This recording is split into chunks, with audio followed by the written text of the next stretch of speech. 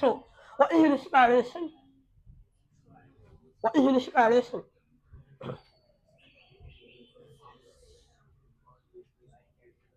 What is inspiration? Yes. What is inspiration? Bolehnye is SAY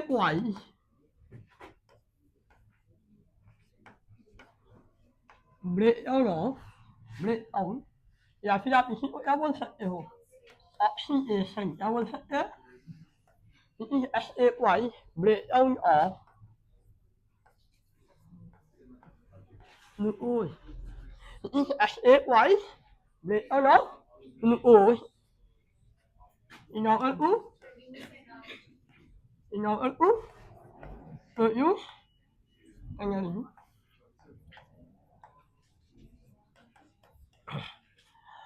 Well, that respiration is a biological process. Respiration क्या है biological process है respiration क्या है biological process है जिसमें कि ग्लूकोज का ऑक्सीडेशन होता है जिसमें कि क्या होता है ग्लूकोज का ऑक्सीडेशन होता है C6H12O6 ये क्या है मतलब ये ग्लूकोज है ये क्या है ग्लूकोज है इसका रिएक्शन ऑक्सीजन से हो रहा है मतलब ये ऑक्सीडेशन हो रहा है क्या हो रहा है ऑक्सीडेशन हो रहा है तो हमें क्या मिलता है कार्बन डाइऑक्साइड वाटर और क्या मिलता है एनर्जी मिलता है क्या मिलता है एनर्जी मिलता है तो रिस्पायरेशन है क्या और बोलते हैं रिस्पायरेशन एक्चुअली में क्या है एक बायोलॉजिकल प्रोसेस है जिसमें हम लोग ग्लूकोज ऑक्सीडेशन करवाते हैं ग्लूकोज का क्या करवाते हैं ऑक्सीडेशन करवाते हैं ताकि हमको एनर्जी मिल सके ताकि हमको एनर्जी मिल सके अब यहाँ पर एक्चुअली ये क्लास कोर्स है तो हम इसको थोड़ा सा जो मेन पॉइंट से उसका हम डिस्कस करना चाहेंगे जैसे ये बोले कि रिस्पायरेशन एक ऐसा प्रोसेस है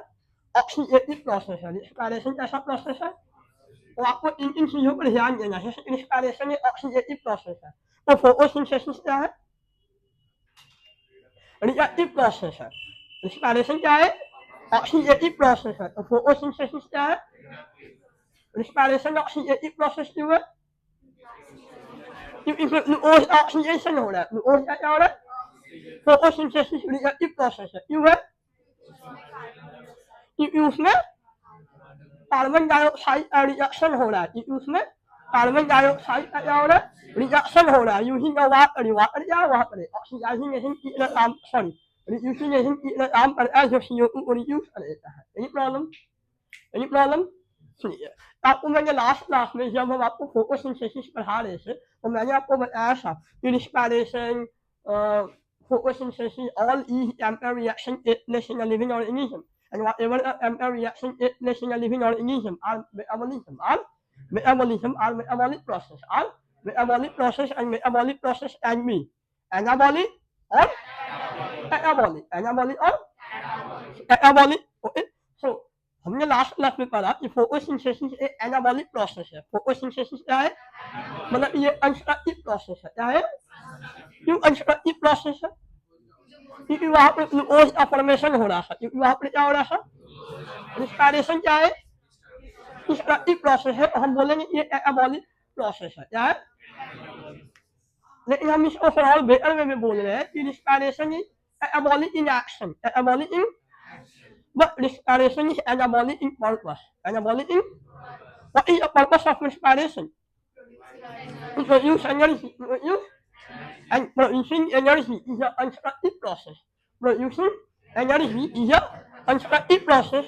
So हम लोग बोल सकते हैं ना कि respiration का एक्शन क्या है कंस्ट्रक्टिव है क्या तो इसीलिए ये क्या हो गया एनाबॉलिक इसलिए ये क्या हो गया एनाबॉलिक हो गया लेकिन पर्पस क्या है पर्पस क्या है एनाबॉलिक है पर्पस क्या है एनाबॉलिक है एनी प्रॉब्लम ओवरऑल अगर एग्जाम में दोनों में से किसी एक को सेलेक्ट करना पड़े कि एनाबॉलिक है कि एनाबॉलिक है तो हम लोग एक्शन को प्रेफर करेंगे क्या करेंगे एक्शन को प्रेफर करेंगे और रिस्पायरेशन को एनाबॉलिक बोलेंगे रिस्पायरेशन को क्या बोलेंगे एनाबॉलिक बोलेंगे एनी प्रॉब्लम ओके रिस्पायरेशन एक एनाबॉलिक प्रोसेस है ना रिस्पायरेशन क्या है एनाबॉलिक प्रोसेस है रिस्पायरेशन और क्या है या एक्सोथर्मिक प्रोसेस है या इंडोथर्मिक प्रोसेस है रिस्पायरेशन कैसा प्रोसेस है एक्सोथर्मिक और इंडोथर्मिक वाई एक्सोथर्मिक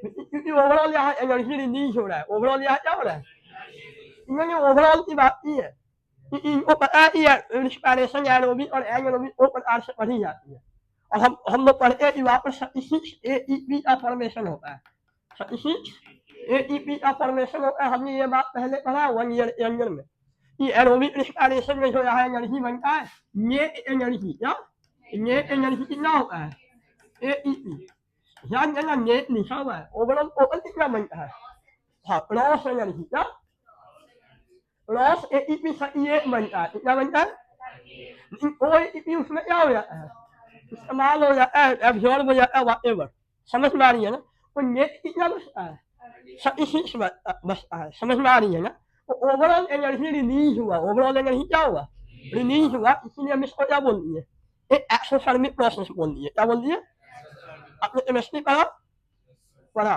मैंने इसको लाइफ प्रोसेस में भी डिस्कस किया था यहाँ फिर से डिस्कस कर रहे हैं है ना आपने केमिस्ट्री पढ़ा केमिस्ट्री में पढ़ा कि कॉम्बिनेशन रिएक्शन और कंपोजिशन रिएक्शन में दो प्रकार के रिएक्शंस होते हैं तो कॉम्बिनेशन रिएक्शन ऐसा प्रोसेस है एक्सोथर्मिक और इंडोथर्मिक क्या है एक्सोथर्मिक अरे यार तुम लोग क्यों कंफ्यूज रहते हो कंपोजिशन रिएक्शन कितने प्रकार के हैं कंपोजिशन कितने प्रकार के हैं 3 प्रकार के हैं ना ऑन थर्मल कंपोजिशन इलेक्ट्रोलाइटिक और फोटो वही थर्मल एनर्जी है इलेक्ट्रिकल एनर्जी है फोटो एनर्जी है कंपोजिशन एनर्जी लगाते हैं कंपोजिशन एनर्जी लगाते हैं मतलब इंडोथर्मिक है और कॉम्बिनेशन एनर्जी निकालते हैं कंफ्यूज क्यों हो जाते हो इससे याद रखा करो ना कॉम्बिनेशन रिएक्शन क्या है एक एक्सोथर्मिक प्रोसेस है क्या मतलब ये नहीं निकलता है फोटोसिंथेसिस जो है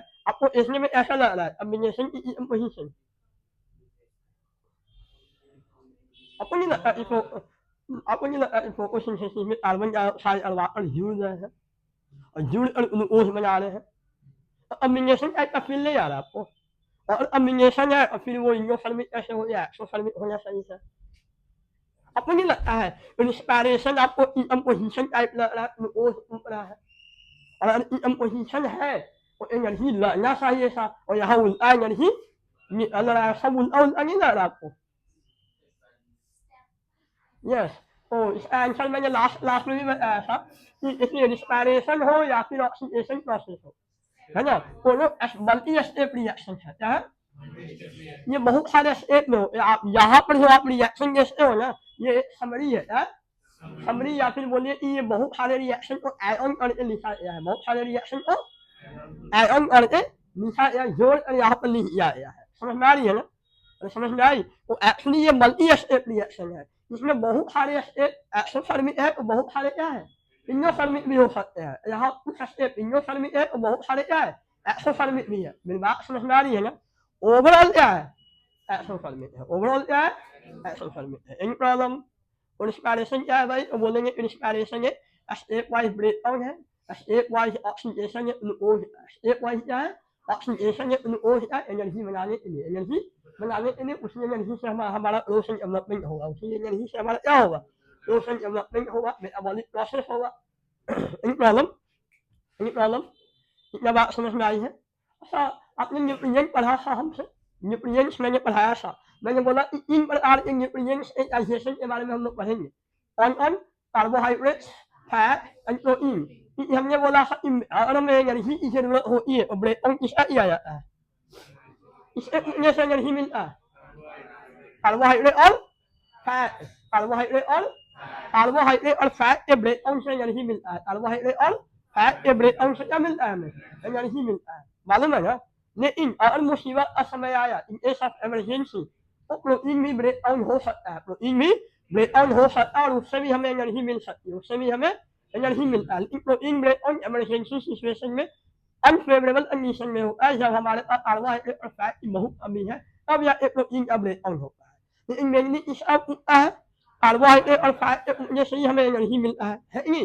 लेकिन ये तीनों को ब्रेक डाउन किया जा सकता है और इनसे एनर्जी बनाया जा सकता है तो आपको नहीं लगता जब आप रिस्पायरेशन करते हो और एनर्जी बनाने की बात करते हो तो हमेशा कार्बोहाइड्रेट को ही ओढ़ते हो या हमने अभी पढ़ा कि फैट के उठने से एनर्जी बनता है और कैसे बनता है उनने कोई रिएक्शन पढ़ा तो इनको ओढ़ कर एनर्जी बनाते हुए उनने रिएक्शन अभी पढ़ा क्यों नहीं पढ़े यस, क्योंकि हमारे बॉडी में जो फैट है उसको कन्वर्ट कर दिया जाता है कार्बोहाइड्रेट में, उसको क्या करते हैं फिर लास्ट ग्लूकोज का ही ब्रेक डाउन होता है, ग्लूकोज का ही ब्रेक डाउन होता है एनर्जी के लिए। समझ में आ रही है?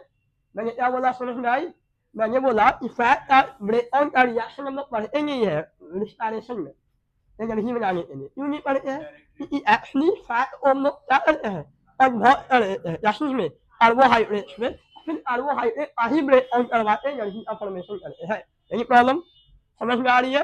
तो रिस्पायरेशन में एस वाइज ब्रेक डाउन है, इसका एस वाइज ब्रेक डाउन है ताकि हमको एनर्जी मिल सके। रिस्पायरेशन एनाबॉलिक प्रोसेस है, anabolic in action, anabolic in purpose. Respiration exothermic process है, रिस्पायरेशन ऑक्सीडेटिव प्रोसेस है। Any problem? ये है लेसन का introduction, definition, whatever you can say. Any problem? आगे बढ़ते हैं हम लोग, ठीक है? हम आगे बढ़े ना, चलिए आगे बढ़ते हैं। आगे हम लोग एक्चुअली में आपका जो सिलेबस है, आपका जो सिलेबस है उसमें हम लोग इंस्पायरेशन इन ह्यूमन पढ़ना है। क्या पढ़ना? मेनली आपको ह्यूमन इंस्पायरेशन पढ़ना है, ह्यूमन रिस्पायरेशन पढ़ना है। और ह्यूमन इंस्पायरेशन का स्टेप्स की बात करते हैं, स्टेप्स ऑफ रिस्पायरेशन इसकी बात करेंगे। स्टेप्स ऑफ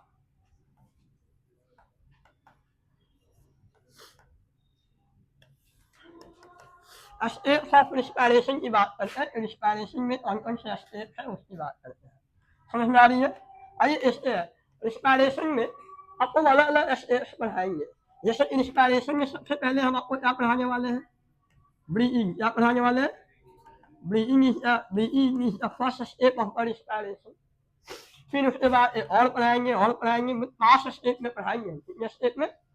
5 स्टेप में पूरे इंस्पायरेशन प्रोसेस को पढ़ाएंगे। समझ में आ रही है? ह्यूमन इंस्पायरेशन को, इसको ह्यूमन इंस्पायरेशन को लास्ट में याद दिलाइएगा। हम आपको लोअर ऑर्गेनिज्म का भी बताएंगे, लोअर ऑर्गेनिज्म का भी बताएंगे कि लोअर ऑर्गेनिज्म में इस ऑर्गन से इंस्पायरेशन होता है। समझ में आ रही है? फिलहाल हम लोग ह्यूमन इंस्पायरेशन को पढ़ने की शुरू करते हैं। और सबसे पहले क्या पढ़ने वाले हैं? ब्रीदिंग पढ़ने वाले हैं। सबसे पहले क्या पढ़ेंगे? ब्रीदिंग, स्टेप 1 या स्टेप 1 पढ़ने वाले हैं रिस्पायरेशन का। रिस्पायरेशन का पहला स्टेप को क्या बोलते हैं? Yes, breathing is also all pulmonary ventilation. Breathing is also all pulmonary ventilation. You know ventilator? क्या करता है वेंटिलेटर? हवा को अंदर बाहर करता है, जनरली गर्म हवा को बाहर फेंकता है ताकि फ्रेश हवा अंदर आ सके, है नहीं? तो वेंटिलेशन मतलब समझ रहे हो ना, एक्सचेंज ऑफ गैसेस या पल्मोनरी, या लिखा हुआ पल्मोनरी शब्द कहाँ से आता है वाला? पल्मोना से आता है। कहाँ से आता है? पल्मोना मतलब क्या होता है वाला? Yes, pulmonary means yes. Any problem? Pulmonary ventilation हमारे यहाँ जो गैसियस एक्सचेंज होता है, हमारे शरीर में जो गैसियस एक्सचेंज होता है, वो गैसियस एक्सचेंज किसके हेल्प से होता है? फेफड़ा के हेल्प से होता है। किसके हेल्प से होता है? फेफड़ा के हेल्प से होता है। इसीलिए हम लोग इसको बोल रहे हैं पल्मोनरी वेंटिलेशन, मतलब फेफड़ा के हेल्प से वेंटिलेशन करना, फेफड़ा के हेल्प से गैसियस एक्सचेंज करना, गैसियस एक्सचेंज करना। Any problem? गैसियस एक्सचेंज इसके बीच में करना, बॉडी और इन्वायरमेंट के बीच में, बॉडी और इन्वायरमेंट के बीच में। So what is breathing, what is pulmonary ventilation, what is breathing? Process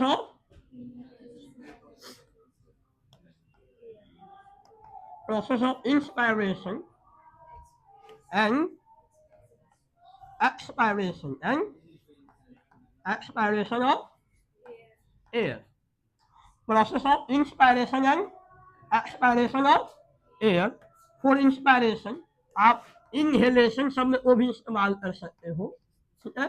and for expiration आप एक्सहेलेशन शब्द को भी इस्तेमाल कर सकते हो। A process of taking in and releasing out of air. A process of taking in and releasing out of air is all breathing. A process of taking in is all inhalation or inspiration. A process of releasing out is expiration or exhalation. Any problem? हवा को अंदर लेना और बाहर निकालना क्या कहलाता है? ब्रीथिंग कहलाता है। क्या कहलाता है? ब्रीथिंग कहलाता है। और ये रिस्पायरेशन का वन ऑफ द स्टेप है, रिस्पायरेशन का वन ऑफ द स्टेप है। क्यों ये रिस्पायरेशन का वन ऑफ द स्टेप है? क्योंकि हमने जाना जब कभी भी रिस्पायरेशन होता है, जब कभी भी रिस्पायरेशन होता है तो हमें क्या की जरूरत पड़ती है, हमें ऑक्सीजन की जरूरत पड़ती है, इसकी जरूरत पड़ती है, ऑक्सीजन की जरूरत पड़ती है। कहीं ना कहीं हमारे बॉडी में ऑक्सीजन का आना जरूरी है, कहीं ना कहीं हमारे बॉडी से कार्बन डाइऑक्साइड का रिलीज आउट होना भी क्या है, जरूरी है। तो ऑक्सीजन का आना और कार्बन डाइऑक्साइड का जाना ये हमारे बॉडी के लिए बहुत ही जरूरी है, और इसके लिए ब्रीदिंग प्रोसेस का होना क्या है, जरूरी होता है। एनी प्रॉब्लम, एनी प्रॉब्लम, क्या आपको ब्रीदिंग समझ में आई? ब्रीदिंग को हम लोग क्या बोलते हैं, pulmonary ventilation कहते हैं, and it is a process of taking in and releasing out of the air. Any problem? जब हम लोग सांस लेते हैं मतलब इनहेलेशन करते हैं तो बॉडी में क्या लेते हैं, एयर लेते हैं या ऑक्सीजन लेते हैं, पूरा एयर को लेते हैं ना। 78% नाइट्रोजन है, 21% और ऑलमोस्ट 20% क्या है, ऑक्सीजन है ना, पूरा एयर को लेते हैं। लेकिन बाद में फिर उसको क्या करते हैं हम लोग, उसमें से ऑक्सीजन को फिल्टर आउट कर लेते हैं, है ना। ठीक है, तो आइए स्टेप 2 की ओर बढ़ते हैं, कहाँ बढ़ते हैं, स्टेप 2 की ओर बढ़ते हैं। आइए स्टेप 2 की बात करते हैं थोड़ा।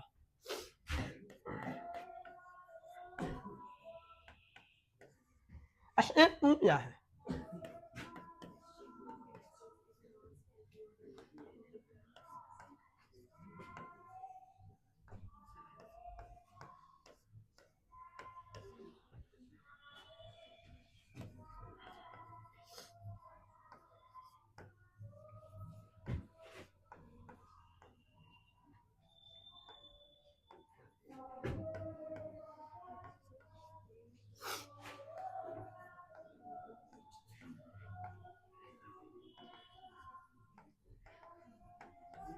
क्या लिखा है, क्या लिखा है, diffusion of gases, diffusion of gases across alveolar membrane, across alveolar membrane and the blood capillaries, and the blood capillaries। क्या आपको alveoli पता है, क्या आपको alveoli पता है, बोलो सभी को मालूम है ना, मालूम है, हम डायरेक्टली alveoli बनाने वाले हैं, पता है ना,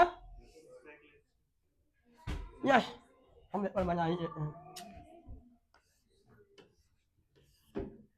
ये क्या है, कौन सा, लेफ्ट और राइट, लेफ्ट ना, राइट साइड हुआ होता है ना, ऐसी बात नहीं है, ये क्या है, राइट है, या यू राइट है, ये बायोलॉजी है, या अब बायोलॉजी में राइट साइड ईयर होता है, बाकी सभी सब्जेक्ट में राइट साइड ऊपर होता है।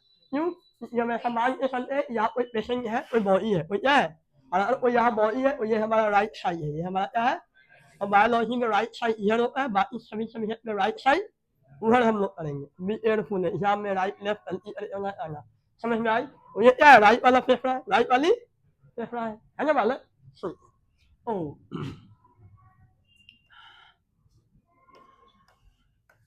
और ये क्या है हमारा, क्या है हमारा, आपको मालूम है नहीं ये बात, विंड पाइप है ना, ये क्या है हमारा, क्या है ये,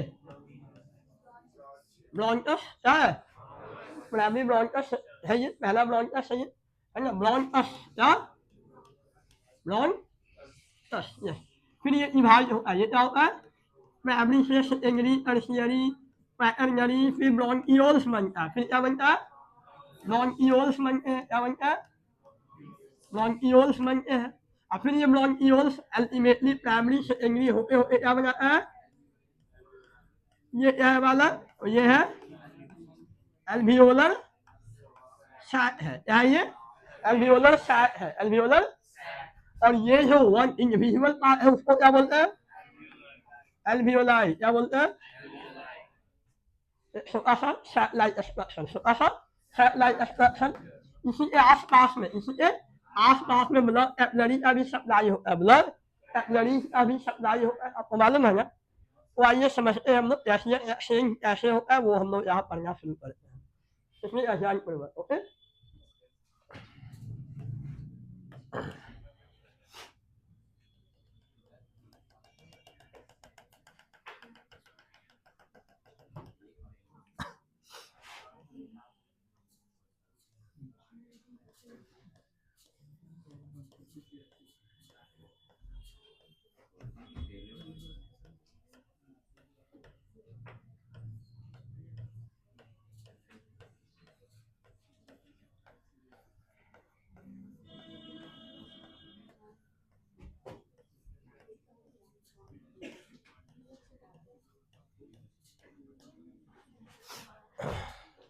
क्या बनाया मैंने क्या है ये और ये हमने क्या बनाया एल्वियोलाई बनाया है क्या बनाया एल्वियोलाई बनाया है समझिए मेरा ध्यान पूर्वक ये मैंने क्या बनाया एल्वियोलाई बनाया है इस रास्ते इसमें क्या आ रहा है एयर आ रहा है एयर अपलोड ऐसे होगा आपको पता है ना एयर अपलोड इस प्रकार से होता है एयर अपलोड इस प्रकार से यहाँ तक होता है समझ में आ रही है ना एयर इस प्रकार से फ्लो करता है एल्वियोलाई तक तो यहाँ पर एयर क्या हो रहा है आ रहा है यहाँ पर एयर क्या हो रहा है आ रहा है यहाँ पर एल्वियोलाई में ये अंदर एल्वियोलाई के अंदर ये क्या है एल्वियोलाई का वॉल है ये क्या है एल्वियोलर वॉल क्या है ये एल्वियोलर वॉल है आपको नहीं लगता ये एल्वियोलर वॉल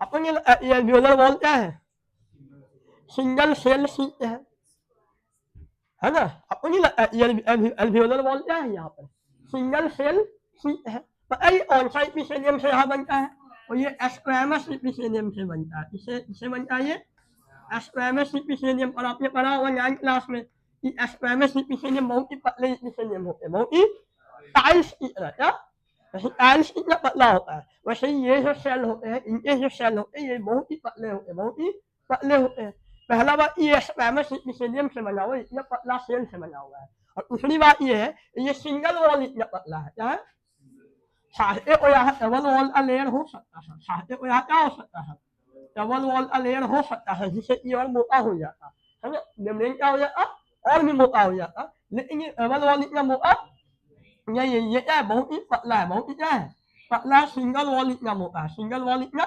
मोटा है समझ में आ रही है ना ये क्या है सिंगल वॉल इतना मोटा है प्रॉब्लम इतना ही नहीं यहाँ पर आसपास में और क्या प्रेजेंट है वाला यस यहाँ पर और क्या प्रेजेंट है ब्लड कैपिलरीज प्रेजेंट है एल्वियोलाई के आसपास क्या प्रेजेंट होता है ब्लड कैपिलरीज प्रेजेंट होते हैं ब्लड और अगर आप जाएंगे तो ब्लड कैपिलरी का जो वॉल है ब्लड कैपिलरीज का जो वॉल है ये भी है ना एल्वियोलर मेम्ब्रेन इतना ही पतला है ये भी क्या है एल्वियोलर मेम्ब्रेन इतना ही पतला है और ये भी स्क्वैमस इपिथेलियम और सिंगल सेल शीट है ये भी क्या है स्क्वैमस इपिथेलियम और सिंगल सेल इतना ही इसका मेम्ब्रेन की मोटाई है इसके मेम्ब्रेन की मोटाई है भला ऐसा क्यों है क्यों इनके मेम्ब्रेन इतने पतले क्यों है बताइए हाँ यहाँ पर गैसियस एक्सचेंज गैसियस का इफ्यूजन हो सके यहाँ क्या हो सके गैसेस का इफ्यूजन बहुत ही क्या हो सके इजली हो सके इसीलिए ये क्या है बहुत ही क्या है पतले है बहुत ही क्या है पतले है एनी प्रॉब्लम बोलिए समझ में आ रही है क्या आपको मेरी बात समझ में आ रही है ये क्या है बालक ये है ब्लड कैपिलरीज ये क्या है मैं यहाँ ब्लड वेसल लिख रहा हूँ कैपिलरी का ही टाइप कैपिलरी के अंदर में आया एनी प्रॉब्लम तो ये एल्वियोलाई है और ये क्या है ब्लड कैपिलरीज है ये क्या है अब सुनिए ध्यान पूर्वक ब्लड कैपिलरी में क्या फ्लो करता है बालक ब्लड कैपिलरी के अंदर क्या है ब्लड कैपिलरी के अंदर क्या है ब्लड समझिए ये ब्लड कहाँ से आ रहा है ये ब्लड आ रहा है कहाँ से आ रहा है बॉडी से आ रहा है कहाँ से आ रहा है बॉडी से ब्लड आ रहा है और ये ब्लड बॉडी से आ रहा है तो यह ब्लड कैसा होगा ये ब्लड इम्प्योर होगा ये ब्लड कैसा होगा इम्प्योर ब्लड होगा इम्प्योर ब्लड को हम और क्या बोलते हैं डीऑक्सीजनेटेड ब्लड बोलते हैं क्या बोलते हैं What is the difference between deoxygenated blood and oxygenated blood? Pure blood और इम्प्योर ब्लड में क्या अंतर है नहीं ये ऐसे गलत बोलना हो गया ऐसे नहीं बोलते आपका गलत आंसर है आप any more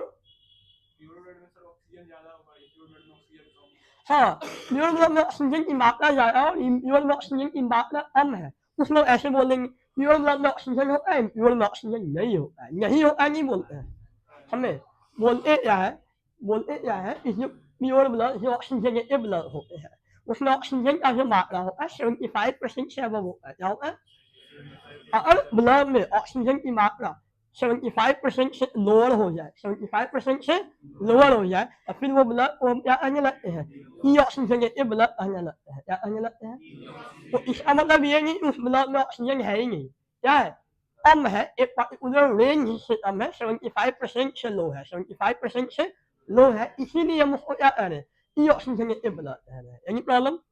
plus deoxygenated blood में ऑक्सीजनेटेड ब्लड की तुलना में कार्बन डाइऑक्साइड की मात्रा क्या होती है, ज्यादा होती है। Any problem? क्यों ज्यादा होती है, क्यों ज्यादा होती है?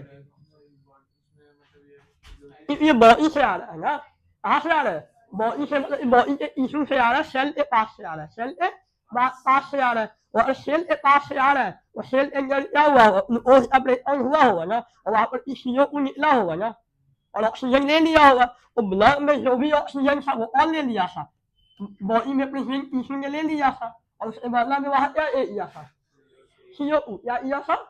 तो इसीलिए इम्प्योर ब्लड में कार्बन डाइऑक्साइड की मात्रा क्या होती है, ज्यादा होती है, कार्बन डाइऑक्साइड की मात्रा क्या होती है, ज्यादा होती है, और ऑक्सीजन की मात्रा क्या होती है, कम होती है। Any problem? Any problem? जब आरबीसी या red blood cells, red blood cells, red blood cell अंदर क्या भरा हुआ है वाला, हेमोग्लोबिन भरा हुआ है, रेड ब्लड सेल में क्या भरा हुआ होता है, हेमोग्लोबिन को हम लोग क्या बोलते हैं, रेस्पिरेटरी पिगमेंट, हेमोग्लोबिन को क्या बोलते हैं हम लोग, रेस्पिरेटरी पिगमेंट कहते हैं। हम लोग हेमोग्लोबिन वगैरह वगैरह के बारे में भी स्टडी करेंगे, लेकिन आगे बढ़ाएंगे तब, समझ में आ रही है, लास्ट में हम इसके बारे में बात करेंगे। ये रेस्पिरेटरी पिगमेंट है ना, ये ऑक्सीजन को पकड़ सकता है, ये कार्बन डाइऑक्साइड को भी पकड़ सकता है, और कार्बन मोनोऑक्साइड को भी पकड़ सकता है। जब ये कार्बन डाइऑक्साइड को पकड़ के यहाँ ला रहा है, उसको हम क्या बोलते हैं, कार्बा एमिनो हेमोग्लोबिन, क्या बोलते हैं, when carbon dioxide is connected to hemoglobin, जब कार्बन डाइऑक्साइड हेमोग्लोबिन से कनेक्टेड रहता है, जुड़ा हुआ रहता है, वहां पर जो कॉम्प्लेक्स बनता है, उस कॉम्प्लेक्स को क्या बोलते हैं, कार्बा एमिनो हेमोग्लोबिन। और जब हेमोग्लोबिन से ऑक्सीजन जुड़ा रहता है तो उस कॉम्प्लेक्स को क्या बोलते हैं, ऑक्सी हेमोग्लोबिन, क्या बोलते हैं। और जब हेमोग्लोबिन से कार्बन मोनोऑक्साइड जुड़ा हुआ रहता है तो उसको क्या बोलते हैं, कार्बोक्सी हेमोग्लोबिन। क्या, ये क्वेश्चन आराम से एमसीक्यू में पूछा जा सकता है, आराम से पूछा जाता है ये क्वेश्चन, समझ में आ रही है। डिस्पैरिटी ट्रीटमेंट कौन है, कार्बोक्सी हेमोग्लोबिन कौन है, ये सब कॉमन इजीली क्वेश्चन पूछा जा सकता है, ये सब समझ में आ रही है, कोई प्रॉब्लम है। क्वेश्चन ये आइए, तो यहाँ पर कार्बन डाइऑक्साइड की मात्रा ज्यादा है, मतलब कार्बोक्सी हेमोग्लोबिन होगा, यहाँ पर क्या होगा, सॉरी कार्बा एमिनो हेमोग्लोबिन होगा, क्या होगा यहाँ पर, कार्बा एमिनो हेमोग्लोबिन होगा। और यहाँ पर होगा क्या, जो यहाँ पर कार्बन डाइऑक्साइड की मात्रा है, कार्बन डाइऑक्साइड की मात्रा क्या है, ज्यादा है, और एयर में कार्बन डाइऑक्साइड की मात्रा क्या है, इसकी तुलना में कम है। तो कार्बन डाइऑक्साइड अपने हायर प्रेशर ग्रेडियंट से, हायर, हाँ हायर पार्शियल प्रेशर ग्रेडियंट से, हायर पार्शियल प्रेशर ग्रेडियंट से लोअर पार्शियल प्रेशर की ओर जाती। मैं बहुत ही अच्छा शब्द को इस्तेमाल कर रहा हूँ, अगर आप ध्यान दे रहे हो तो मैंने ये नहीं बोला from higher concentration to lower concentration, हम बोल सकते थे ना, लेकिन मैंने कॉन्सेंट्रेशन शब्द को यूज नहीं किया, मैंने कौन से शब्द को यूज किया, पार्शियल प्रेशर शब्द को यूज किया। तो एक शब्द का वैल्यू है, यूज हम उसमें नहीं बोलते हैं, हमें गैसियस मॉलिक्यूल के लिए, क्या गैसियस मॉलिक्यूल के लिए हम लोग जनरली कॉन्सेंट्रेशन टर्म को यूज नहीं करते हैं, जनरली लिक्विड स्टेट वाले के लिए कॉन्सेंट्रेशन शब्द को यूज किया जाता है, गैसियस स्टेट के लिए हम लोग पार्शियल प्रेशर शब्द को यूज करते हैं। इसको पार्शियल प्रेशर, और इस रूम में बहुत सारे गैसियस मॉलिक्यूल है, और इस रूम में क्या है, बहुत सारे गैसियस मॉलिक्यूल है, तो ये सभी मॉलिक्यूल मिलकर इसके वॉल पर एक प्रेशर जनरेट कर रहा होगा, तो ये जो प्रेशर जनरेट हो रहा है वॉल पर, उसको ओपन प्रेशर कहते हैं, क्या कहते हैं, and pressure exerted by single S molecule, pressure exerted by a single S molecule is equal partial pressure, is equal partial pressure. तो CO2 की मात्रा ज्यादा है ना, तो partial pressure per unit molecule क्या है, ज्यादा है, और यहाँ क्या है, कम है, तो ये हायर से लोअर की ओर जाएगा। यही प्रॉब्लम, ऑक्सीजनेटेड ब्लड में, क्योंकि ऑक्सीजनेटेड ब्लड में ऑक्सीजन की मात्रा क्या है, कम है, और यहाँ ऑक्सीजन की मात्रा क्या है, ज्यादा है, तो ऐसे कंडीशन में ये अपने हायर पार्शियल प्रेशर से लोअर की ओर आएगा। एनी प्रॉब्लम, समझ में आई। जिसके कारण होगा क्या, यहाँ पर जो ब्लड है, यहाँ पर जो ब्लड है, इस ब्लड में ऑक्सीजन की मात्रा क्या हो जाएगी, बढ़ जाएगी, और कार्बन डाइऑक्साइड की मात्रा कम हो जाएगी, और अब इस ब्लड को क्या कहने लगेंगे, अब हम इस ब्लड को प्योर ब्लड कहेंगे, क्या कहेंगे, प्योर ब्लड कहेंगे। Any problem, any problem? मेरी बात समझ में आई? मैंने क्या बोला? इम्प्योर से प्योर कैसे हुआ समझ में आया? एसनेस एक्सचेंज के कारण, किसके कारण? एसनेस एक्सचेंज के कारण। कहाँ पर? हम बोलेंगे between the alveolar membrane and the blood capillary, between the alveolar membrane and the blood capillary. Any problem? Any problem? समझ में आई? This is a second step of respiration. This is a second step of respiration. क्या है? Diffusion of gases. Second step क्या है वाला? Diffusion of gases across alveolar membrane and the blood capillary. Diffusion of gases across a alveolar membrane and the blood capillary. Any problem? क्या आपको समझ में आई? आई? तो ये सेकंड स्टेप ऑफ रिस्पायरेशन है। अब हम लोग आगे बढ़ रहे हैं, लेट्स स्टेप की ओर, लेट्स स्टेप की ओर बढ़ रहे हैं। कोई प्रॉब्लम है? बढ़ेगा? चलिए, तो स्टेप 1 हमने क्या पढ़ा था? हमने पढ़ा था ब्रीथिंग। क्या पढ़ा था? ब्रीथिंग, या उसी को पल्मोनरी वेंटिलेशन कहते हैं। फिर स्टेप 2 पढ़ा, और हम लोग अब स्टेप 3, 4 वगैरह पढ़ेंगे। वही पढ़ते हैं, इसलिए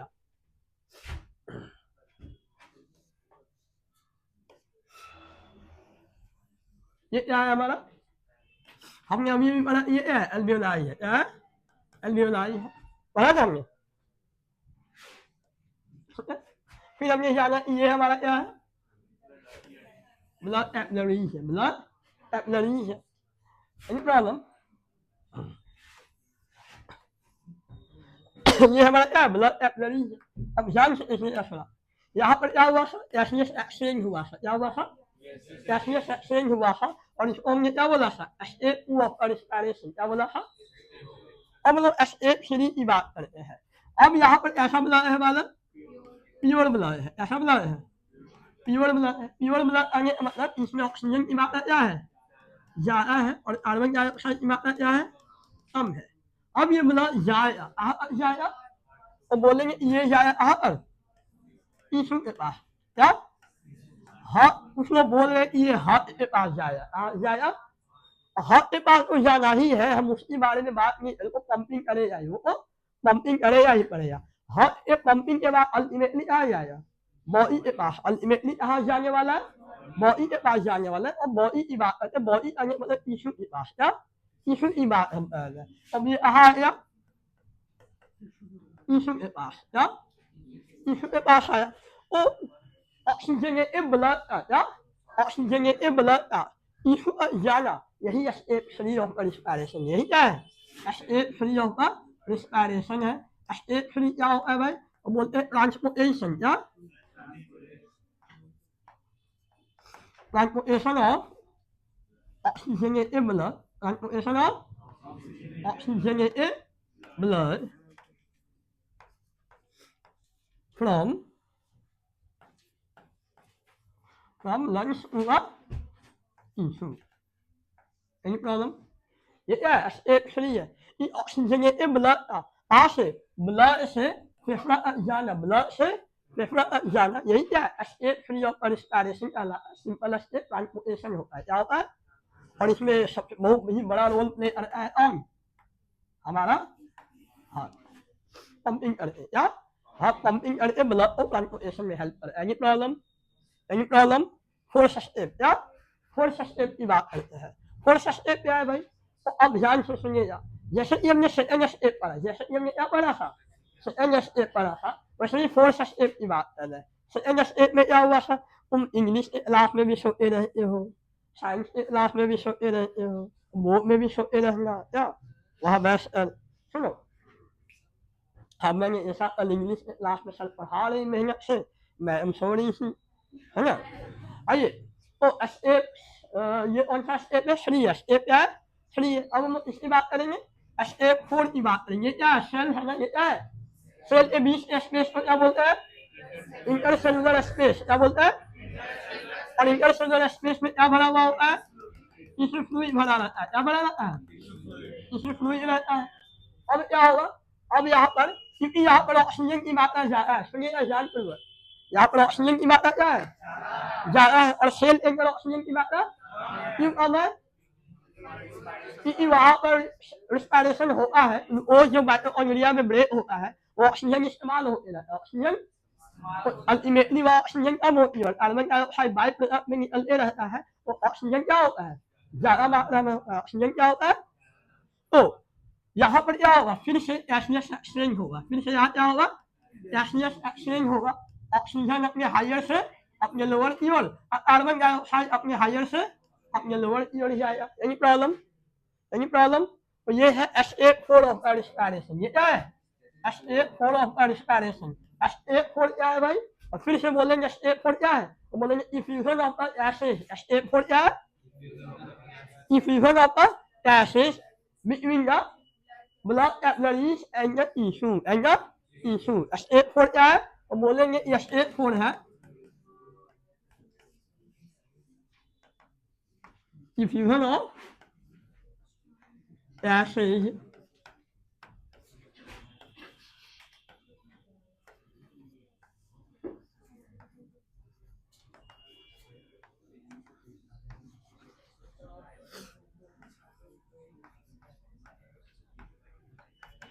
any problem?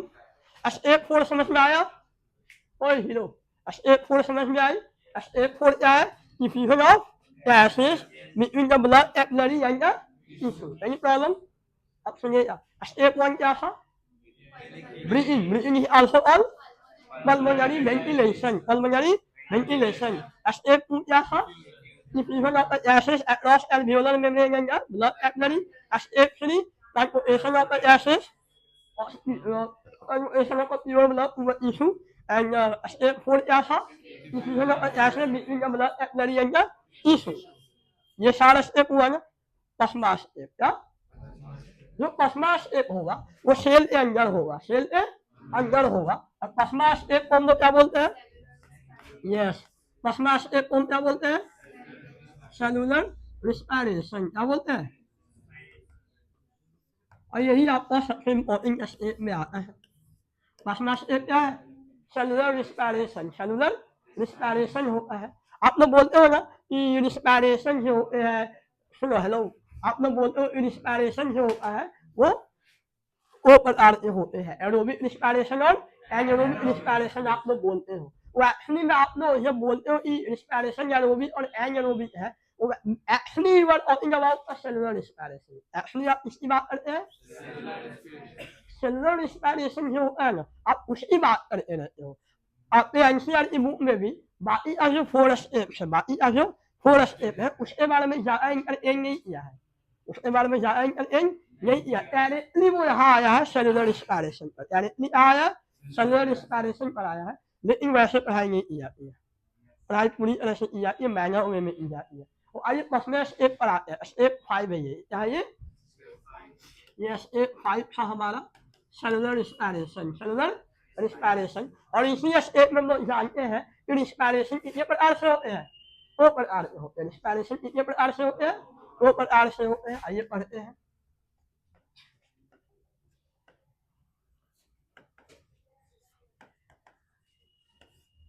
तो हम लोग जान रहे हैं कि सेलुलर रिस्पिरेशन कितने प्रकार से होने वाला है, 2 प्रकार से होने वाला है। एक को हम क्या बोल रहे हैं, एरोबिक रिस्पिरेशन, और दूसरे को हम क्या बोल रहे हैं, एनएरोबिक रिस्पिरेशन। तो आइए थोड़ा सा एरोबिक और एनएरोबिक रिस्पिरेशन के बारे में बात करना शुरू करते हैं और इसको पढ़ना भी शुरू करते हैं।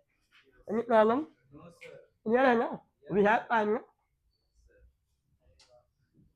We have half hour, we have half hour, अभी तो हाफ आवर पढ़े ही, अभी हाफ आवर बाकी, तो हम आराम से इसको पढ़ लेंगे, समझेंगे। आइए पढ़ते जाइए, थोड़ा एनर्जी रखिए, ठीक है ना। चलिए हम लोग इसकी बात कर रहे हैं, एरोबिक और एनएरोबिक रिस्पिरेशन की बात कर रहे हैं, एरोबिक और एनएरोबिक रिस्पिरेशन की बात कर रहे हैं। इसलिए रिस्पिरेशन में होता है अल्टीमेटली, मैंने क्या बोला, ग्लूकोज ऑक्सीडेशन, ग्लूकोज का ब्रेक डाउन होता है, ग्लूकोज का क्या होता है, ब्रेक डाउन होता है। तो आपने पढ़ा होगा कि व्हाट इज एरोबिक रिस्पिरेशन, तो आप बोलते हो कि respiration in presence of oxygen और इन एक्सेस ऑफ ऑक्सीजन, और in excess of oxygen. What is anaerobic respiration, तो आप बोलते हो कि whenever there is scarcity of oxygen or there is lack of oxygen in that condition anaerobic respiration takes place। आप यही बोलते हो ना। आइए सुनते हैं, मैंने क्या बोला, इंस्पायरेशन में मल्टी स्टेप रिएक्शन है, क्या, लेकिन आपके एनसीआर में 2 स्टेप पढ़ाया गया, ठीक ना, सिर्फ वही स्टेप के बारे में बात की गई है, बाकी स्टेप के बारे में बात नहीं की गई है। तो हम इसके समझे ना, इसके जाइएगा। वैसे अगर आप स्टेप्स ऑफ रिस्पिरेशन की बात करते हैं, स्टेप्स ऑफ सेलुलर रिस्पिरेशन की बात करते हैं, स्टेप ऑफ सेलुलर रिस्पायरेशन की बात करते हैं तो कौन-कौन से होते हैं मालूम है आपको? अगर आप स्टेप ऑफ सेलुलर रिस्पायरेशन की बात करते हैं तो इसमें सबसे पहले वर्ड हो जाता है वो है लाइकोलाइसिस। लाइको आप इसको लिखिएगा नहीं, आप इसको नहीं लिखिएगा। मैं आउट ऑफ सिलेबस जा रहा हूँ थोड़ा-सा, लेकिन क्यों जा रहा हूँ आप पढ़कर समझ आएँगे। एक स्टेप लाइकोलाइसिस होता है, क्या होता है? लाइकोलाइसिस। और क्या होता है मालूम? एक होता है लिंक रिएक्शन, क्या होता है? और क्या होता है मालूम? क्रेब साइकिल, क्या होता है? और ये क्या होता है? इलेक्ट्रॉन ट्रांसफर सिस्टम, क्या होता है? Electron transfer system. अब ये step of cellular respiration, step of cellular respiration है। पर आपको ये स्टेप्स पढ़ना नहीं, आपको ये स्टेप्स पढ़ना नहीं। क्या आपने रिस्पायरेशन का क्वेश्चन बैंक बनाया? बनाया? अगर आप क्वेश्चन बैंक बनाए होंगे तो आपको ये शब्द मिला होगा। मिला? यस ऑफ कोर्स, बिल्कुल मिला होगा, बिल्कुल मिला होगा। ये है अवेलेबल आपके सैंपल पेपर या क्वेश्चन बैंक्स में लाइकोलाइसिस को लिखा गया है लास्ट टाइम में, समझ है ना? तो ये वाले शब्द को लिखा है, बाकी ये चीजों के बारे में कहीं पर भी कुछ भी लिखा हुआ नहीं मिलता है, लेकिन ये हमको मिल जाता है, ये हमको मिल जाता है। तो क्यों मिल जाता है या फिर 10 क्लास में इसको क्यों डाल दिया जाता है, आइए थोड़ा समझने की कोशिश करते हैं, कहानी को आगे बढ़ाते हैं। समझिएगा, ये क्या है वाला ग्लूकोज, क्या है? ग्लूकोज का फॉर्मूला इज C6H12O6। ग्लूकोज एक मोनोसेक्राइड है, ग्लूकोज क्या है? और ये ऐसा शुगर है, ग्लूकोज ऐसा शुगर है, हेक्सोज शुगर है, ऐसा शुगर है, हेक्सोज शुगर मतलब एक ऐसा शुगर जो कितने कार्बन से बनता है? 6 कार्बन से बनता है, उसको क्या बोलते हैं? हेक्सोज शुगर बनता है। ये ग्लूकोज ये जो है ऑक्सीजन से रिएक्ट करता है, ऑक्सीजन से रिएक्ट करता है और क्या बनाता है वाला? पायरुवेट बनाता है। क्या बनाता है? You know what is the formula of pyruvate? C3F4O3, ठीक है ना? और पायरुवेट ही बदलता है किसमें में? पायरुविक एसिड में। इसमें बनता है पायरुविक एसिड में। और बहुत बार यहाँ पर पायरुवेट लिखा हुआ मिलेगा और बहुत बार क्या लिखा हुआ मिलेगा? पायरुविक एसिड मिलेगा। थोड़ा सा फॉर्मूला में अंतर है, थोड़ा सा फॉर्मूला में अंतर होता है। पायरुवेट के फॉर्मूला में हाइड्रोजन 4 नहीं होते हैं, हाइड्रोजन कितने होते हैं? 3 होते हैं। कितने होते हैं? 3 होते हैं। और इसके फॉर्मूला में 4 होते हैं। कहानी कुछ भी हो, ध्यान कीजिएगा, आपके मुख में लिखा हुआ है पायरुवेट या पायरुविक एसिड ऐसे लिखा हुआ है ना, आपको ध्यान देना होगा। ये ऐसा है, ये ट्रायोज है, ये क्या है? ट्रायोज है, मतलब ये 3 कार्बन से बना हुआ। कितने कार्बन से बना हुआ? 3 कार्बन से बना हुआ। ये ट्रायोज कंपाउंड है ना? और ये ट्रायोज है और ये हेक्सोज कंपाउंड है, ये 6 कार्बन से बना हुआ। तो आपको नहीं लगता है कि 6 कार्बन से बना हुआ और ये 3 कार्बन से बना है तो ये कितना मात्रा में बना हुआ होगा? वो बना होगा। और पायरुविक एसिड कितना बनता है? वो बनता है। पायरुविक एसिड कितना बनता है? वो बनता है। Any problem? फिर आपके मुख में आगे चलते ऐसे किया गया है ना, आपके मुख में फिर ऐसे किया हुआ ना, आगे चलते फिर अलग एक रिएक्शन, फिर अलग एक रिएक्शन और फिर अलग एक रिएक्शन किया गया है। ये जो स्टेप है ग्लूकोज ब्रेक होकर पायरुविक एसिड में बनता है। ग्लूकोज ब्रेक होकर कहाँ बनता है? पायरुविक एसिड में। इसीलिए बोला कि ये स्टेप जो है साइटोप्लाज्म में होता है। कहाँ पर होता है? सेल के साइटोप्लाज्म में होता है, सेल के साइटोप्लाज्म में होता है ना? मैं बताता हूँ आपको ग्लूकोज से जो पायरुविक एसिड का जो फॉर्मेशन होता है, ये जो स्टेप है, इसी स्टेप को बोला जाता है लाइकोलाइसिस। इसी स्टेप को क्या बोलते हैं हम लोग? लाइकोलाइसिस कहते हैं। क्योंकि एनसीईआरटी ने इस स्टेप को पढ़ाया है, इसीलिए बहुत बार सैंपल पेपर्स में आपको लाइकोलाइसिस पूछ देता है, लाइकोलाइसिस पूछ देता है। क्योंकि बुक में भले ही लिखा हुआ ना हो, लेकिन उसने रिएक्शन लिखा है ना, तो ये आपके आंसर का काम है कि वो आपको बताए ये जो स्टेप यहाँ लिखा हुआ है इसको लाइकोलाइसिस बोला जाता है। समझ में आ रही है ना? इसीलिए क्वेश्चन बैंक में लाइकोलाइसिस पूछा जाता है, बार बार पूछा जाता है। समझ में आ रही है? तो ये स्टेप लाइकोलाइसिस आई है। Any problem? अब बाकी जो स्टेप पढ़ने वाले हैं वो तीनों मिलाकर है, ये तीनों मिलाकर वो एक बार में लिख दिया है। समझ में आ रही है ना? वही स्टेप पढ़ाया है, ए और ओ स्टेप में आगे क्लोज करी जाए, समझ में आ रही है ना? वैसे ये है multi step. Any problem? Any problem? No sir. पानी पी लीजिए, थोड़ा सा नीचे है यहाँ पर, ठीक है?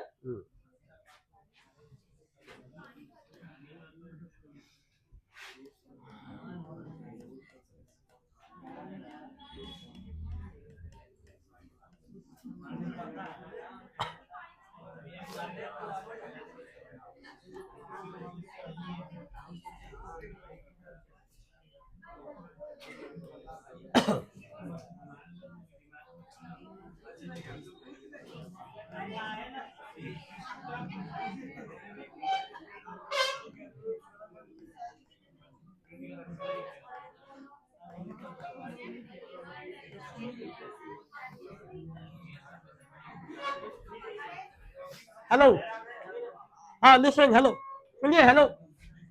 तो ग्लूकोज या जो यहाँ पर ग्लूकोज था, ग्लूकोज जो है ऑक्सीजन के प्रेजेंस में, ऑक्सीजन के प्रेजेंस से पैरविक एसिड में ब्रेक हुआ, पैरविक एसिड में ब्रेक हुआ।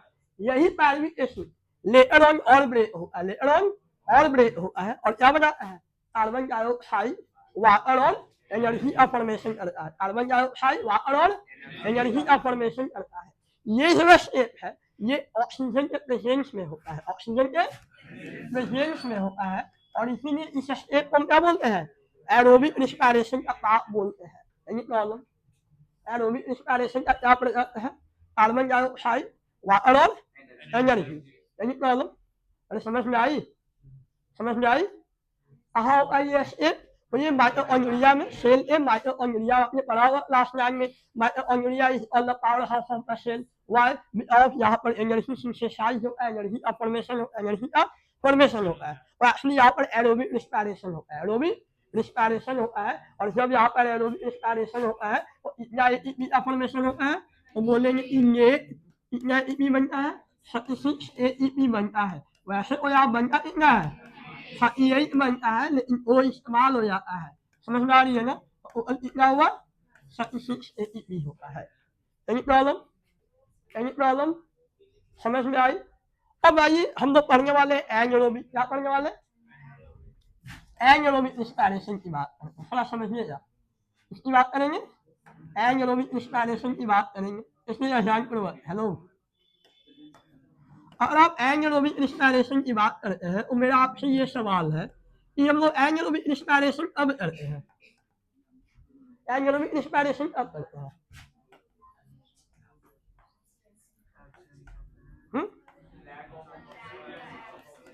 लैक ऑफ ऑक्सीजन बॉडी में कब होने लगती है? हाँ, जब हम लोग अभी बहुत हार्ड वर्क करते हैं, बहुत ही ज़्यादा मेहनत करते हैं, फिजिकल वर्क ज़्यादा करते हैं। Hello mister, hello. जब हम लोग बहुत ज़्यादा मात्रा में फिजिकल वर्क करते हैं और वैसे कंडीशन में हमारे बॉडी में एनर्जी डिमांड बढ़ जाता है, एनर्जी का डिमांड, और जब बॉडी में एनर्जी का डिमांड बढ़ जाता है तो हमारा बॉडी जितना हो सके ब्रीदिंग रेट को और सर्कुलेटरी रेट को इंक्रीज करता है, ताकि टिश्यू के पास जल्दी से जल्दी ऑक्सीजन को पहुंचाया जाए, ताकि एनर्जी डिमांड को पूरा किया जा सके। लेकिन लेकिन अगर फिर भी अगर एनर्जी डिमांड पूरा नहीं हुआ, मतलब जितना हो सके हमने ब्रीदिंग रेट बढ़ा लिया था, जितना हो सके हमने सर्कुलेटरी रेट को क्या कर लिया था? बढ़ा लिया था, हार्ट के बीट को बढ़ा लिया था, सब कुछ कर लिया था, लेकिन फिर भी अगर एनर्जी डिमांड पूरा नहीं हो रहा है और वैसे कंडीशन में फिर बॉडी बोलता है सुनो भाई अब नहीं हो पा रहा है, बिना ऑक्सीजन का ही ब्रेक ऑन करो, बिना ऑक्सीजन का ही ब्रेक ऑन करो। और जब हम लोग बिना ऑक्सीजन का ही ब्रेक ऑन करते हैं, जब हम लोग बिना ऑक्सीजन का ही ब्रेक ऑन करना शुरू करते हैं तो वैसे कंडीशन में एनारोबिक रिस्पायरेशन कहलाता है। क्या कहलाता है? तो एनारोबिक रिस्पायरेशन कब होता है? जब हमारा एनर्जी डिमांड पूरा नहीं कर पाते हैं ऑक्सीजन जितना है उतना में, समझ में आ रही है? तो आइए एनारोबिक रिस्पायरेशन की ओर बढ़ते हैं, और हम लोग पढ़ते हैं जब कभी हमारे बॉडी में एनारोबिक रिस्पायरेशन कहाँ होता है? हम लोग बोलते हैं ये हमारे मसल सेल में होता है। क्या होता है? कहाँ के मसल्स में? एस्केलेटल मसल में। कहाँ पर? एस्केलेटल मसल को हम लोग और क्या बोलते हैं? Skeletal muscle is also called ascribed muscle, associated muscle, voluntary muscles. क्या? वो मसल हो आपके कंट्रोल में हो, आपके विल पावर के कंट्रोल में होता है, वो क्या होता है? वॉलंटरी मसल होते हैं। वो क्या होते हैं? वॉलंटरी मसल होते हैं। समझ में आ रही है? समझ बहुत गर्मी लग रही है ना? We have 10 minutes, चलिए संभाल लेते हैं ऐसे भी, सुनते जाइएगा। तो मैंने क्या बोला? वॉलंटरी मसल्स में कहाँ पर होता है ये? हम बोलेंगे कि मसल सेल में होता है। कहाँ के मसल सेल में होता है? बोलेंगे वॉलंटरी मसल्स में। इसमें होते हैं वॉलंटरी मसल्स में। वॉलंटरी मसल को ही स्केलेटल मसल कहते हैं। वॉलंटरी मसल को ही अपने ऐसा प्लेयर्स को क्रैम्प होते हैं, प्लेयर्स को क्रैम्प मस्कुलर पेन्स क्या होते हैं? क्या होते हैं? पैर में होते हैं, हैंड में होते हैं, क्या आपने सुना इंटेस्टाइन या लीवर या ये सब में होते हुए? वो इनवॉलंटरी पार्ट है। वो क्या है? इनवॉलंटरी पार्ट है। Any problem? सुनिए, हेलो मिस्टर, एंगुलर इंस्पिरेशन का क्या प्रोजेक्ट है? और जब कभी भी एंगुलर इंस्पिरेशन होता है क्या बनता है? लैक्टिक एसिड बनता है। क्या बनता है? और क्या बनता है? हुँ? और एनर्जी बनता है। क्या बनता है? कितना एनर्जी बनता है? कितना एटीपी बनता है? 2 एटीपी बनता है। कितना बनता है? 2 एटीपी एनर्जी का फॉर्मेशन होता है और लैक्टिक एसिड का फॉर्मेशन होता है। क्या होता है? आपको पता है लैक्टिक एसिड और कहाँ मिलता है? लैक्टिक एसिड और कहाँ मिलता है? दही में मिलता है। कहाँ मिलता है? दही में। आपको पता है लैक्टिक एसिड ये बॉडी में जमा होने के कारण आपको क्रैम्प्स होते हैं, मस्कुलर क्रैम्प्स होते हैं, आपके बॉडी में टायर्डनेस होता है। आपके बॉडी में क्या होता है? टायर्डनेस। टायर्डनेस को हम लोग क्या बोलते हैं? फैटी बोलते हैं। क्या बोलते हैं? फैटी टायर्डनेस हम क्या बोलते हैं? फैटी थकावट होना। तो आदमी को थकावट क्यों होता है या फिर पेन क्यों होता है? मस्कुलर पेन वगैरह कब होने लगता है? जब हमारे वॉलंटरी मसल्स में लैक्टिक एसिड का एक्यूमुलेशन होता है। जब हमारे वॉलंटरी मसल में लैक्टिक एसिड का एक्यूमुलेशन जमा होता है लैक्टिक एसिड, वैसे कंडीशन में क्या होता है? मस्कुलर पेन होता है। मस्कुलर पेन होता है। ये लैक्टिक एसिड को दबाने मात्र से, ये लैक्टिक एसिड को दबाने मात्र से ये ब्रेक हो सकता है। हम लोग इससे हमारे यहाँ फैमिली मेंबर्स में जो ओल्ड फैमिली मेंबर्स है या फिर हमारे मम्मी पापा होते हैं, वो लोग बोलते हैं थोड़ा दबाओ भाई, है नहीं बोलते हैं? नहीं बोलते हैं? क्यों? दबाने मात्र से लैक्टिक एसिड ब्रेक डाउन हो सकता है। दबाने मात्र से लैक्टिक एसिड ब्रेक डाउन होता है, फिर हमको रिलीफ होता है, पेन फील नहीं होता है। या फिर अगर ऐसा सुविधा नहीं है, कोई बात नहीं, हम लोग सोते हैं यार, सोने से लैक्टिक एसिड का ब्रेक डाउन होता है। जब हम लोग रेस्टिंग कंडीशन में जाते हैं तो हमारा बॉडी इस लैक्टिक एसिड को अपने से ब्रेक करता है। अभी भी आप सोते उठते हो तो आपको थकावट महसूस नहीं होता जनरली, है नहीं? आप लोग बहुत ही रिफ्रेश फील करते हो। क्यों? क्योंकि बॉडी लैक्टिक एसिड को ब्रेक कर दिया हुआ होता है। Any problem? आपको नहीं लगता दही में भी लैक्टिक एसिड है और हम दही को खाते हैं और हमारे बॉडी में पेन होना चाहिए था? और बॉडी के मसल में लैक्टिक एसिड बन रहा है और हमको पेन हो रहा है, तो दही में भी तो लैक्टिक एसिड है। और जब हम लोग दही खा रहे हैं तो हमको पेन होना चाहिए था ना? ना ना, इसलिए जो दही में लैक्टिक एसिड होता है और जो हमारे बॉडी में लैक्टिक एसिड होता है, दोनों डिफरेंट कंपाउंड्स होते हैं। हमें दोनों आइसोमर्स है। आपने पढ़ा होगा what is the formula of glucose? C6H12O6। और what is the formula of fructose? दोनों का फॉर्मूला सेम है ना? दोनों का फॉर्मूला क्या है? सेम है, लेकिन दोनों फंक्शनल आइसोमर्स है। आपने कार्बोनेशन पढ़ा, वहां पर आइसोमेरिज्म पढ़ा। तो आइसोमेरिज्म में आपने पढ़ा होगा फंक्शनल आइसोमेरिज्म। क्या पढ़ा होगा? तो ग्लूकोज में अल्डिहाइड होता है और फ्रुक्टोज में कीटोन होता है। समझ लो, ये दोनों फंक्शनल आइसोमर है। दोनों क्या है? वैसे ही लैक्टिक एसिड, इसमें हमारे बॉडी में जो लैक्टिक एसिड बनता है और उसमें जो लैक्टिक एसिड होता है, दोनों ऑप्टिकल आइसोमेरिज्म शो करता है। दोनों आइसोमर्स होते हैं इसमें, तो इसीलिए दोनों में कुछ प्रॉपर्टी डिफरेंस होते हैं। प्रॉपर्टी क्या होते हैं? डिफरेंस होते हैं। Any problem? Any problem? दोनों अलग अलग कंपाउंड है, वो अलग है और ये अलग है, दोनों अलग अलग वर्ड है। Any problem? तो हमने ये जाना कि एनारोबिक रिस्पायरेशन में ये बनता है। तो फर्मेंटेशन क्या है? What is fermentation? तो फर्मेंटेशन क्या है वाला?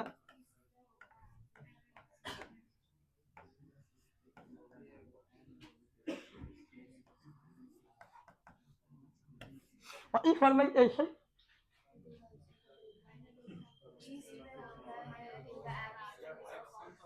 आपके बुक में एनसीईआरटी का डायग्राम कैसे है ना, वैसे बना दिया है।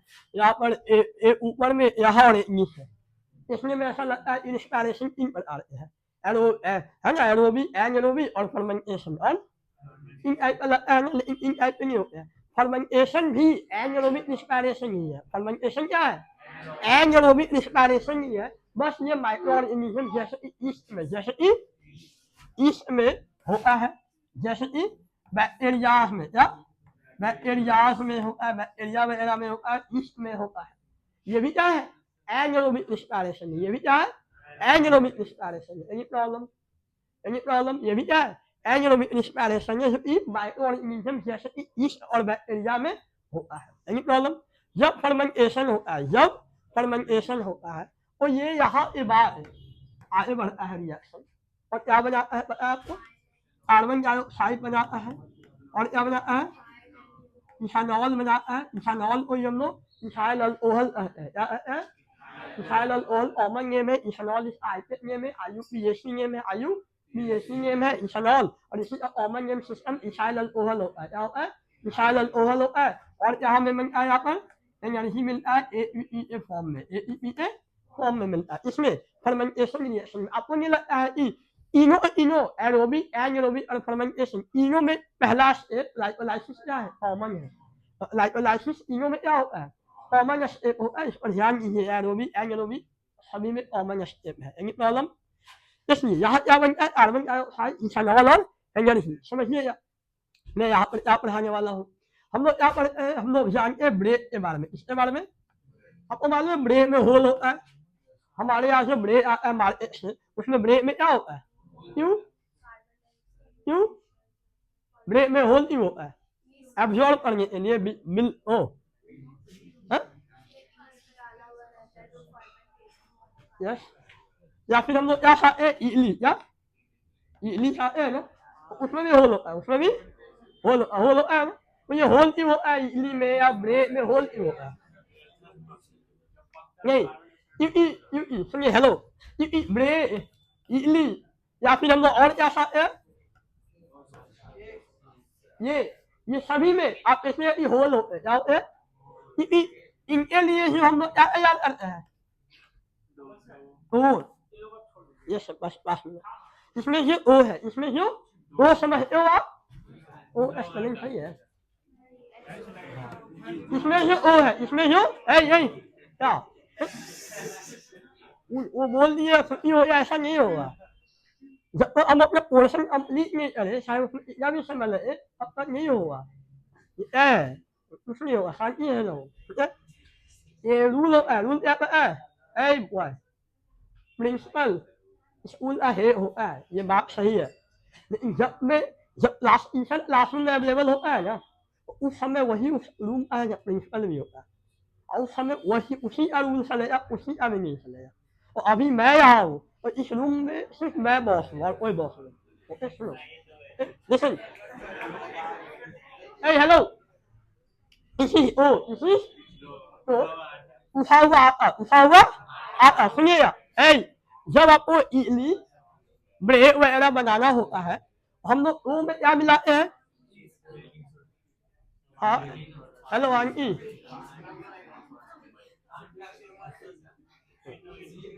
लिसन, हेलो, शांत रहो ना, 5 मिनट और है, शांत रहो। ये जो ओ है, हम इसमें क्या मिलाते हैं? हम लोग इसमें मिलाते क्या है? ईस्ट वगैरह मिलाते हैं। क्या मिलाते हैं? ईस्ट वगैरह मिलाते हैं। क्यों मिलाते हैं? ताकि हम इसका फर्मेंटेशन कर सकते। क्या कर सकते? जनरली हम लोग मिडिल क्लास फैमिली में जनरली हम लोग ईस्ट वगैरह बाय नहीं करता है।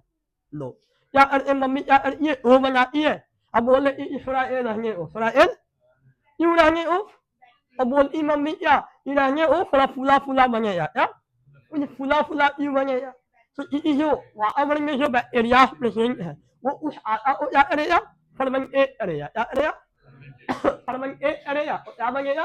Carbon dioxide. फर्मेंटेशन होगा, क्या बनेगा? और वही कार्बन डाइऑक्साइड जब निकलता है तो ब्रेड में होल होता है। ब्रेड में क्या होता है? होल हो जाता है। इडली में होल हो जाता है। समझ में आ रही है ना?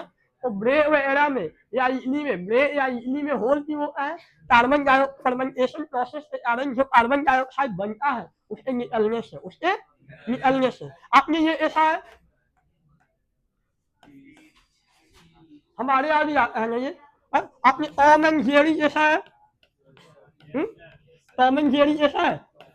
टॉम एंड जेरी में जो जेरी चूहा है माउस, वो क्या सीज में होल में चला जाता है ना, उनका जो सीज है होल है इतना बड़ा है ना, आराम से सुबह चला जाता है। लेकिन हमारे यहाँ जो सीज है, हमारे यहाँ जो सीज होता है उसमें होल नजर भी नहीं आता है नहीं। वो एक्चुअली जो कॉमन जेरी में जो सीज होता है वो ऑन वाला आपको स्विट्जरलैंड स्विस सीज होता है, क्या होता है स्विट्जरलैंड। ये स्पेशल बैक्टीरिया एक वाला फर्मेंटेट किया जाता है जिसमें बहुत ज्यादा मात्रा में कार्बन डाइऑक्साइड निकलता है, जिसके कारण वहां के सीज में बड़े बड़े होल होते हैं। समझ में आ रही है? तो चाहे सीज हो, डोसा हो, ब्रेड हो, इडली हो, व्हाटएवर हो, इनमें फर्मेंटेशन के कारण बहुत ज्यादा मात्रा में कार्बन डाइऑक्साइड निकलता है। यही प्रॉब्लम तो फर्मेंटेशन में, तो फर्मेंटेशन प्रोसेस कहाँ पर इस्तेमाल हो रहा है? तो बेकिंग इंडस्ट्री में इस्तेमाल हो रहा है। कहाँ इस्तेमाल हो रहा है? बेकिंग इंडस्ट्री में फर्मेंटेशन प्रोसेस को इस्तेमाल किया जाता है। कोई प्रॉब्लम है? आइए एक और इंडस्ट्री है, इसको बोलते हैं ब्रीवर इंडस्ट्री। क्या बोलते हैं? Brewer industry. ब्रीवर इंडस्ट्री में भी फर्मेंटेशन प्रोसेस को इस्तेमाल करते हैं। ये वो इंडस्ट्री है जहाँ पर बनता है क्या? वाइन, है ना, आप अलग अलग ड्रिंक्स आप बिवरेज इनको क्या बोलते हैं? बिवरेज है ना, जो पीते हम लोग अल्कोहलिक ड्रिंक को क्या बोलते हैं? अल्कोहलिक ड्रिंक को या कोल्ड ड्रिंक को बिवरेज बोला जाता है। समझ में आ रही है ना? तो जैसे कि वाइन हो गया, और क्या क्या होता है मतलब बियर, या वाइन, बियर और इनको मिक्सर को बोलते हैं। और भी अलग अलग टाइप के होते हैं ना, रम, ब्रांडी, व्हाटएवर, बहुत सारे होते हैं। तो ये जो अल्कोहलिक ड्रिंक होते हैं, हेलो मिस्टर, ये जो ड्रिंक्स होते हैं, ये जो ड्रिंक्स है तो कैसे तैयार करते हैं? हम लोग क्या करते हैं? फ्रूट यूसेज, क्या फ्रूट यूसेज को हम लोग क्या करते हैं? फर्मेंटेट करवाते हैं। हम लोग क्या करवाते हैं? फ्रूट यूसेज को फर्मेंटेट करवाते हैं। जब हम लोग फ्रूट के यूज को फर्मेंटेट करवाते हैं तो फर्मेंटेशन के दौरान इथेनॉल का फॉर्मेशन होता है। उनमें क्या होता है? और इथेनॉल से नशा होता है। इथेनॉल से क्या होता है? नशा होता है, लेकिन प्योर फॉर्म में नहीं लेना होता है। अगर आप प्योर इथेनॉल लीजिएगा तो आप पीएमसीएच भी पहुंच सकते हैं। समझ ना? प्योर इथेनॉल लेने से आप पीएमसीएच भी चले जाते हैं। समझ में आ रहा है ना? वो प्योर नहीं उसको लिया जाता है, प्योर सही नहीं होता है। यही प्रॉब्लम समझ में आ रही है?